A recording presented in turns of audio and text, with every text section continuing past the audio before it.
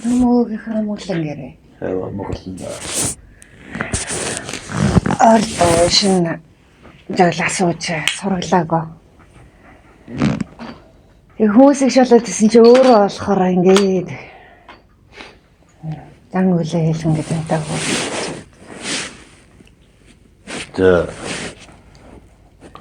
Энэ ийм хамгаалалтаа хийлгээд хитэнгээ ирэх ямар байдаг юм бэ? Огтаа бол яалтчгүй хүмүүсийн аман жимийг хэвцдэг нь үнэ юм байна. Яагаад гэвэл таны мотрын таатай халуун эрчим нүүрэнд болоод би шингэж байгаа тайвшрал таатгарал энэ болгоныг мэдрэх нь ярихаас илүү гоё юм байна. Тэгээ би хүмүүсийн хэл амыг суулгахад ингэж тэгэхээр сансч ин гэдэг юм. Ягаад гэвэл маш таатай мэдрэмж жинхэнэ жаргалтай зүйл ахна шүү дээ. Тэгэхээр хүн амаараа ярахаас илүүтэйгээр зүгээр л жаргаа твтчихээ юу гэдэг зүйл чинь юм байна л да. Хоёр тохиолдол байдаг шүү дээ. Нэг бол хөхстэй ард ингэж суу. Нэг бол язгууртнуудын ард ингэж суу. Тийм байна.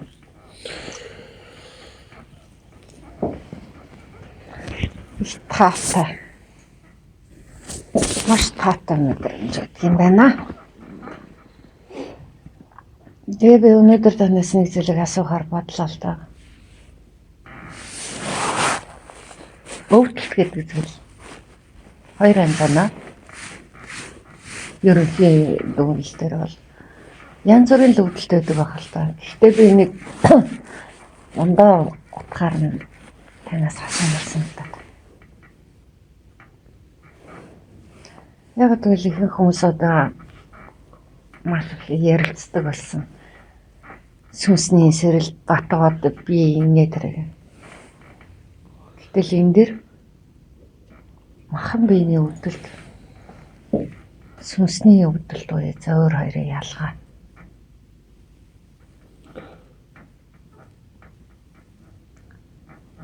Махан биений өвдөлт зөөрөл маш хурцаар илэрх юм. Түгээмэл юм.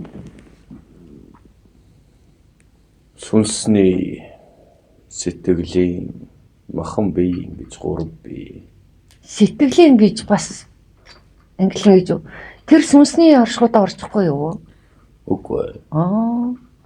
Би болохоор тэрний сүнсний оршихуудаа орчих юм байх гэж бодоод 2 хувь англиад гэсэн. Тэгвэл 3 байх нь. Гэхдээ хамгийн анхдагчаар мэдрэгддэг шууд утгаараа мэдрэгддэг зүйл нь махан биений өвдөлт юм шүү. Махан биеийн өвдөлтийг яг төв зэгтэн сэтгэл байдгаа гэдээ ойлгочих. Нэг нь бодит, нэг нь сүнсэн далд. Харин сэтгэл гэдэг бол ерөөсөө хүний мэдрэмжийг илэрхийлж байна шүү дээ. За. Тэгэхээр энэ аль тал руугаа хувирж уусах боломжтой зүйл болж байгаа. Хүн өвдлөө гэдэг сууд би эдгэрнэ гэж дайрахгүй шүү дээ. Бас шаналн, хямарн энэ давхар сэтгэл өвдөж байгаа шинж юм. Тэгвэл сүнсний гэдэг зүйлийг олох гэхээр бас хэцүү. За. Алд бие бол өвдөх нь бол асуудалгүй. Онцлоод наан цаана болчихжуулна. Энэ тангаарч байж болох бол сүнсний гэдэг зүйл чинь арай жоохон тамалгаантай хэцүү. Дор бүрний өөрсдийн тийм сүнс гэдэг зүйлтэйгээ мэдэрч холбогдож одоо сэрээсэн байдаг гэдгээ мэддэг. Мөн түүний далд мөн чанарыг судалж орж эхэлсэн хүмүүст нөлөөтэй болно шүү дээ. Тийм байна. Мөн тэрний өвдөлт гэдгийг засахын тулд бас маш олон зүйлийн онцыг тайлах ёстой болдог гэх үү дээ. За.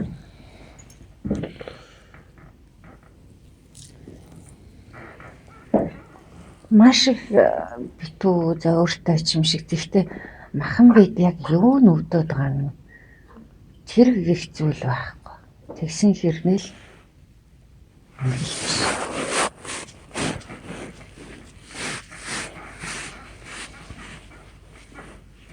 тэгээд гайхаад байна. Сүнсний яг яаж юугаар илрээд байна. За тэрийг сэтгэл мэдэрч чинь нэг л биш байна гэдэг мэдэрч чинь гэж бодгоо. Оюун ухамсар мэдэрлээ. Тэгээ энэ дээр хамгийн энгийн жишээ ярихад хүмүүс нэг бие өдөөд ингээд энд загвартай тэнд загвартай гэдэг ингээд имлэг домлогын газараар онш юм тодруулах гал явна л та. Тэгтэл хүнд хэлбэрийн оншуудыг турхаа өдөө яг өвчтөнд нь хилдэггүй байсан. Тэр харж байгаа л та. Оншоо сонсчих юм бол замын шулаатчихна гэдэг. Жишээ нь хол тавдраг ш. Одоо хилдэг болчихсон. Магадгүй 10 жилийн өмнө. За дараач 5 жилийн өмнө. Тэр үед ер нь хор тодрын талаар яг өвчтөнд нь тухайлан хилдэггүй байсан шүү дээ. Тэр олон янз шүү дээ. Нэг бол эмчлэх багаж хэрэгсэл нь байдгүй ч байж байсан болно. Тийм биз? Тийм бахан. 10 жилийн өмнө 15 жилийн өмнө хэр техник технологи гэдэг зүйл нь жоохон дотмог байсан гэж магадгүй тэр тусмаа Монгол.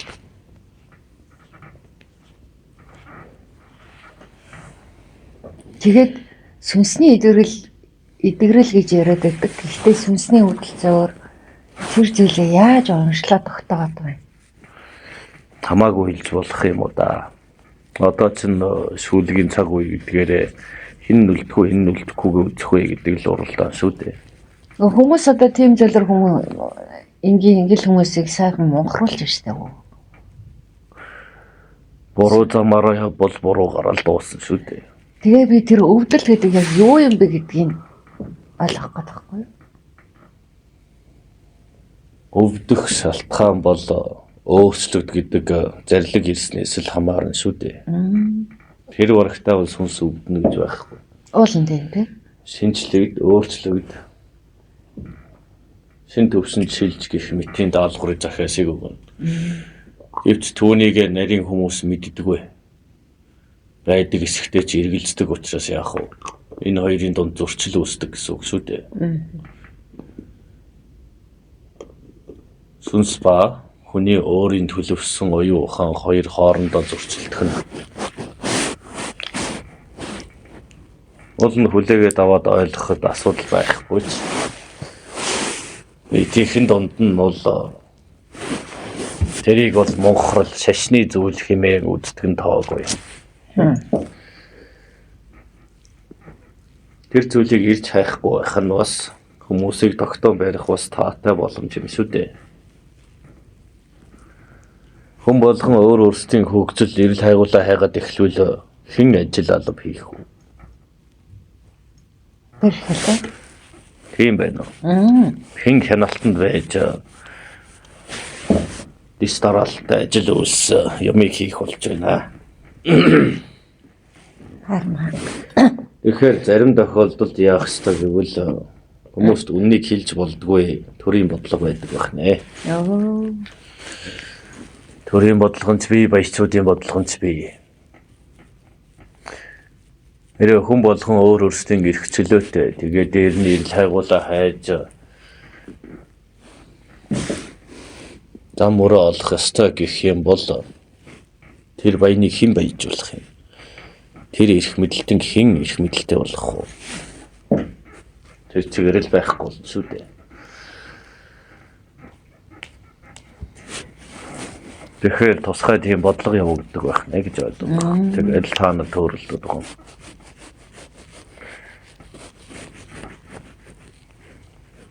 Тэгээ энд зөвхөн ажил алба хийгээл өдөр хоногоо арга цаах гэж л хүн болсон юм гэж үгэж ер нь өөрөөсөө асуудаг болов.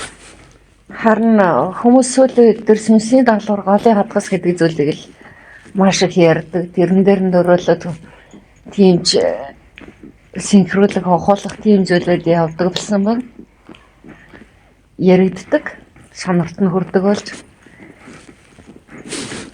энэ талаар бас тодорхой хэмжээний ярьж байгаа л да.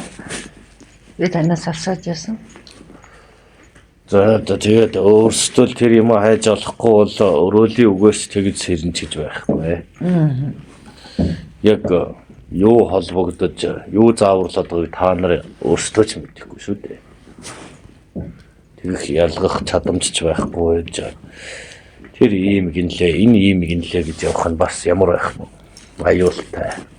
Тийм ээ. Нэг мэдсэн зам нь мохор байвал яах вэ? Би харамсаж байна гэсэн чинь нэгэнд замдсан бол яах вэ? Шангаа өвтгөлүүлнэ шүү дээ.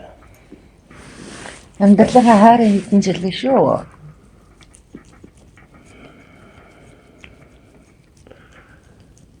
Махан бие өвдөлт бол яг л өвөн барьж байгаа шиг ангаачих болох зүйл. Гэхдээ сэтгэл сүнсээ өдөрдөж өвдсөн бол маш хэцүү. Бид нь илаар мэт санагдавч тэр яг л амьд өхлөөс өөрчлөхгүй. Ямар ч ирч хүчгүй болчих юм.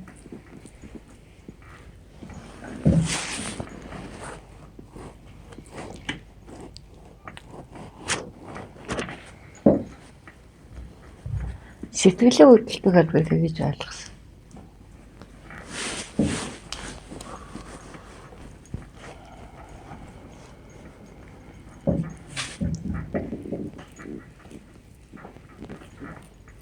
Бүх зүйл хар бараа. За бүрч хар юм шиг биш юм аа гэхэд саарл өнгөхгүй.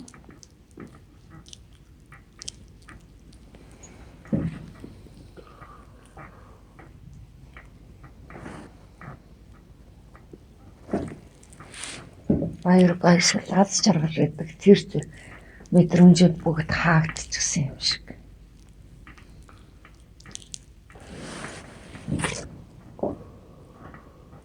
Одоо шинэ өрсүүдийн баяр хөөр болох гэж байна.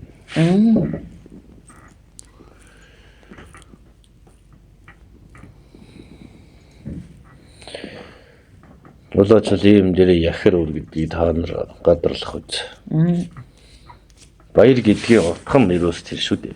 Ялалттай, ололттой, амжилттай байхыг баярлна гэж хэлнэ. Ямар ч зүйл хийгээгүй ч дэми баярлж яах вэ?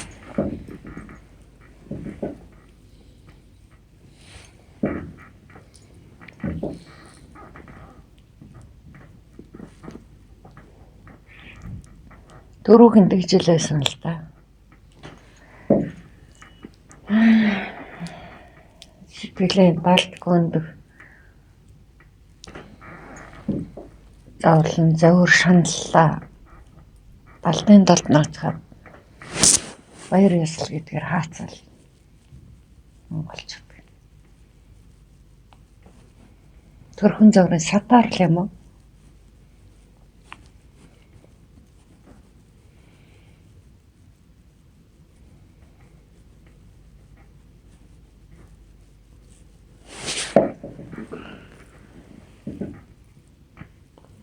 Дарангуул ихтэй улсад л баяр наадам их.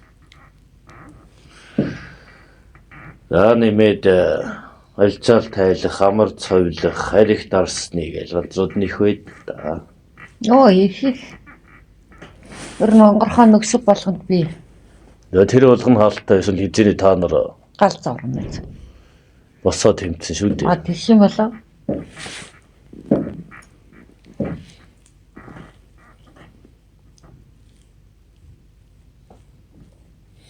Та нарын тэр сархад энэ тэр зархыг болов л хаахад босоод ирж магадгүй шүү.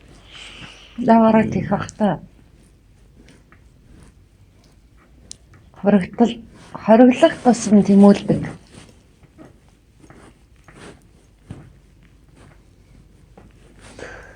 Өмнө нь бол уул уурхай газар ухах тал дээр алдаа нь бүгд хот газараа төвлөрсөн бусад газараараа очдгоо учраас л нэг их тоодгүй байх нь шүү дээ. Би ямар очиж үтсэн биш уугаа мэдэх үү. Тийм байдаг байсан. Тэгсэн айл болгонд л сархад байдаг юм болоо. Үүнийг нь харгалахад бол босоод ирэх нэ. Харин тийм. Ер нь бол ирэмгөө өгсөн залууг тодорхой хэмжээгээр хүртэж л байгаа л да. Энэ төр зурч гсэн манарл авахын л хүслэн биз. Нэг л болохгүй байгаагаа өөрсдөө мэдээд байгаа. Бач уурчж байгаа. Тэрийг төр таслахын тулд сархад хүртээд байна шүү дээ. Тэгэхгүй бол энэ найхтар шахаанууд улам шахсаар баргал галзуурах галуугаа шүү дээ.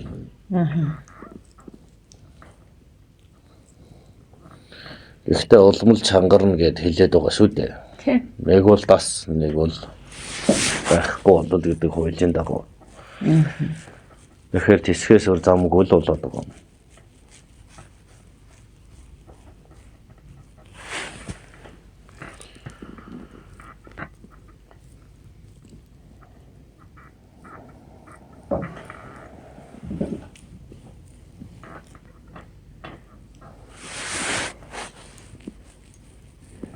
Тэгэхээр за махан биений хөдөлцөөгөрөг бол өмнөд домнод ингээд үйлээ болгочдөг юм байж.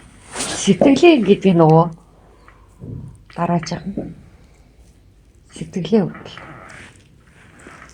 Тэр хаанаас их холбоотой юм бэ? Эргэн тойронд янз бүрийн эрчмээр аж төрдөг холбогдсон хүмүүс байдаг байна шүү дээ. Сайн муу, сүрэг, эсвэл бачуурал, гомдол. Ерөөсөл эн чин үнэрлэх, амтлах, сонсох, хөрөлцөх гээл эдгээрээр бас дамжих боломжтой. Яаж? Тэр эрчмийг хүлээж аваад түүнээс бол сэтгэл өвдөх боломжтой гэсэн үг юм. Гүнгийн аялгууд үйл түүнийг сонирдож байгаад гүнхэрх нь байна шүү дээ. Гонин гэдэг нь юу гэсэн үг гэвэл хэцүү бүхний дорсомд сэтэрж байгаагийн хэрэг шүү дээ.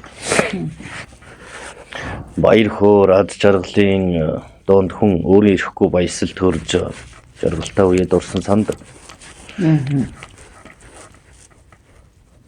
Тэгвэл үүнийг ирүү болон сөрөг хүмүүстэй харьцснаар бас дүгнж болно. Тэр болгоноор дамжуулж хүний сэтгэлийг өвтгөхөж дараа нь алд биеинд өвчнөгч үүсгэж болох боломжтой гэсэн үг юм.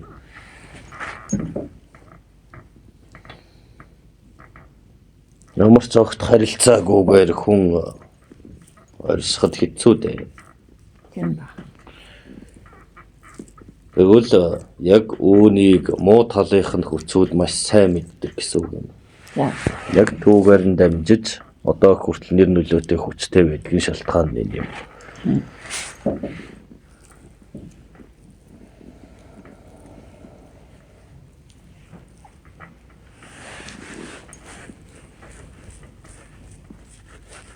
Тэгэхээр хүн бодоод л бас өвдсдөггүй байх нь байна. Тийм үү. Сэтгэл өвднө гэдэг нь гадны ба дурсамжаас үүдэлтэй. Бас нэмээд далд хүчний сүнснээс хамааралтай байх гурван төвшин бас яригдж байгаа. Оо.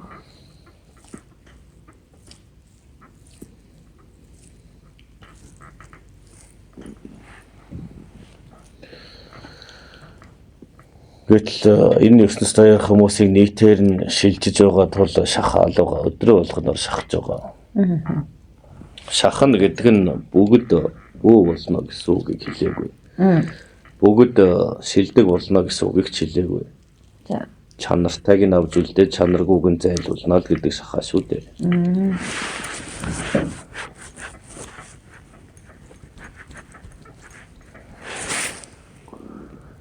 Шалгалтанд орж байна гэж ойлгож болно.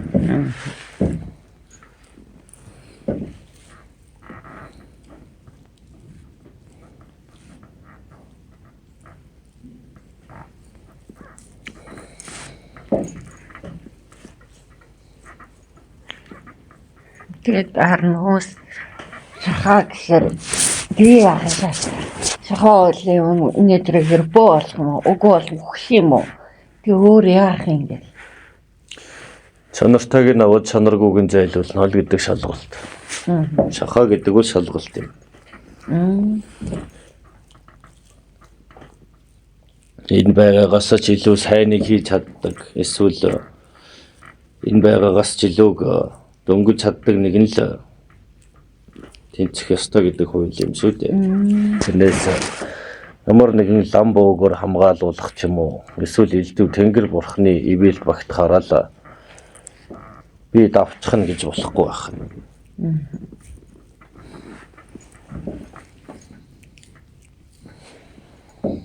Тэгэл алга.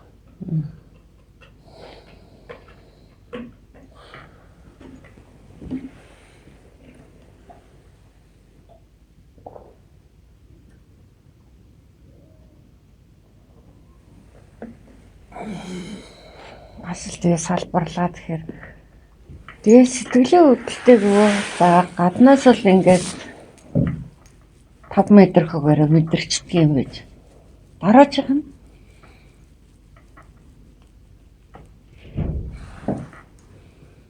Дараачих нь гэдэг нь гээд дотоод мэдрэмжээс гэдэг нь ямар очиртай.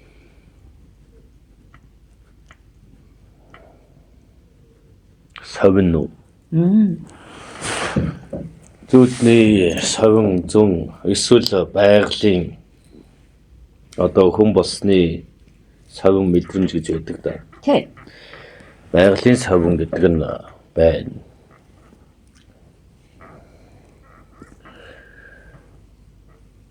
Мөн нийтээ өсөж хүмүүцсний хувьд бас мэдрэмж совин гэж байгаа. Хармуу талын хүчний совин мэдрэмжч байдаг. Жинхэнэ өөрийн сүнсний дотоод мэдрэмжч гэж бий.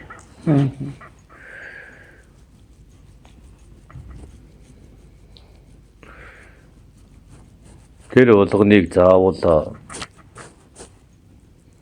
нэг нэгээр нь чаажил сурахгүй бол өөр арга байхгүй. Яг жинхэнэ нь хэрэгтэй байдгүй эсвэл заримдаа бурууг нь хэлээд байдгүй гэдгийг олох хэрэгтэй байдаг шүү дээ.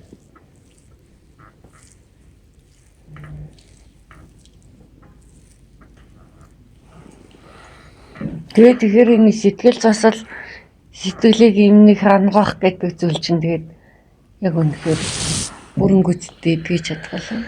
Тодорхой хэмжээгээр байдаг л байна тийм. Сэтгэл эерэг байвал тодорхой хэмжээний эрчим ялгарна л гэсэн үг.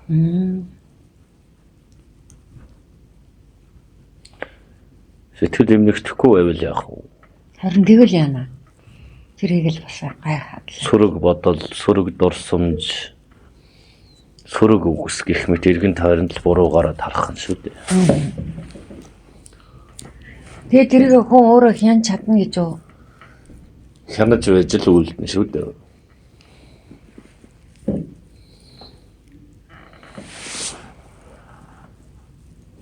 Тэгээ тэр сэтгэлийн зовнил өөрчлөлөө тэгээ яаж авах?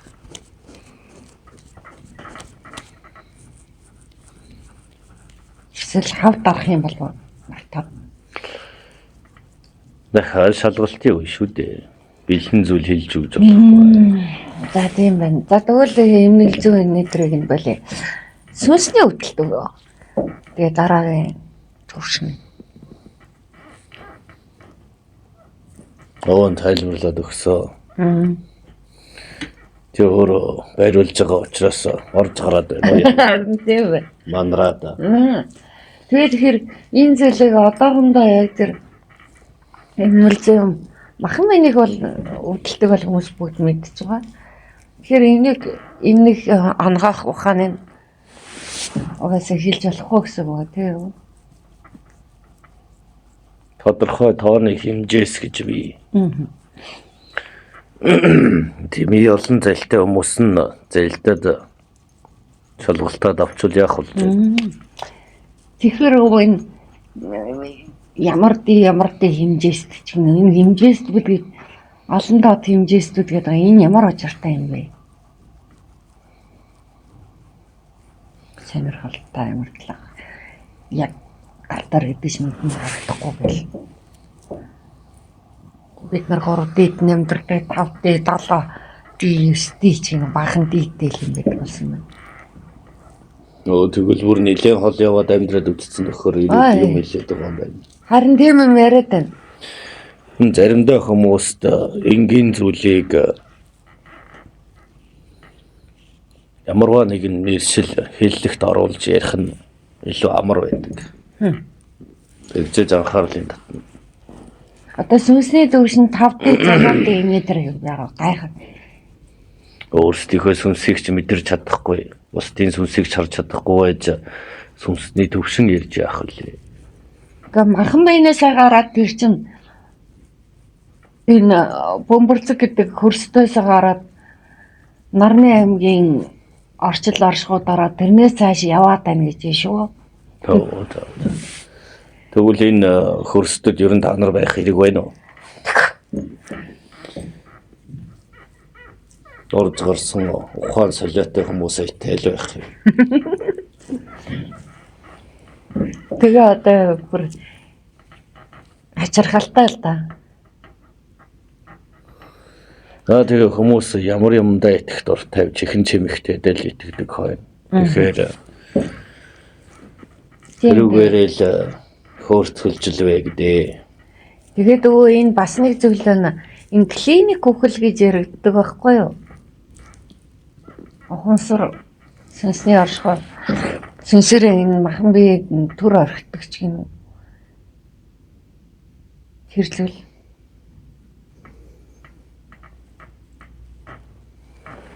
Бас энэ монголоор хүрнэх юм байхгүй наа энэ гадаад үг.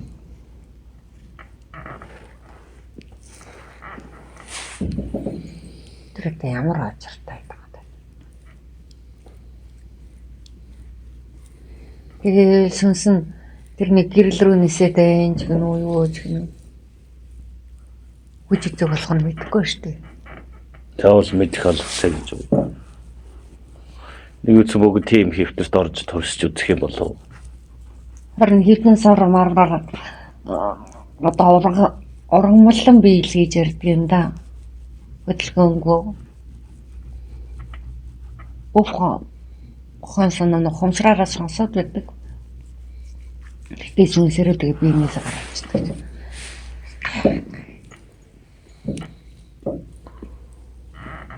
Сайхан тэнцээгээд дуртай юм шүү. Болтгой.